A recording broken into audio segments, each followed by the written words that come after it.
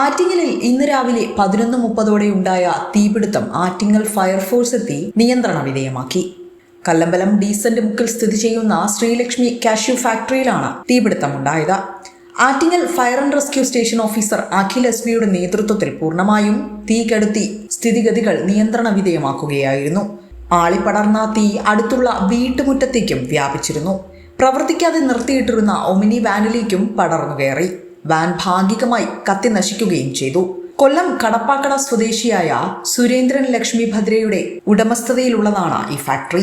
ആറ്റിങ്ങൽ നിലയത്തിലെ station officer Sanjukumar, assistant station officer Anilkumar, fire and rescue ഓഫീസർമാരായ Unnikrishnan S L, Amaljith, Manish Christopher, Vikram Raj, San, Nandagopal, home guard Biju എന്നിവരടങ്ങിയ സംഘമാണ് അപകടസ്ഥലത്തെത്തിയത്.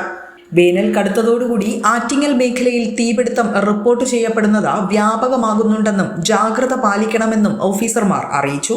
പറമ്പുകളിൽ ഉച്ചസമയത്ത് ഉടമസ്ഥരോ തൊഴിലാളികളോ തീയിടുന്നതും അലക്ഷ്യമായി കത്തുന്ന സിഗരറ്റ് കുറ്റി, തീപ്പെട്ടിക്കൊള്ളി എന്നിവ വലിച്ചെറിയുന്നതും ഒഴിവാക്കാനും പൊതുജനങ്ങൾ ശ്രദ്ധിക്കണമെന്നും അറിയിപ്പ് നൽകിയിട്ടുണ്ട്. വിസ്മയ ന്യൂസ്, കല്ലമ്പലം.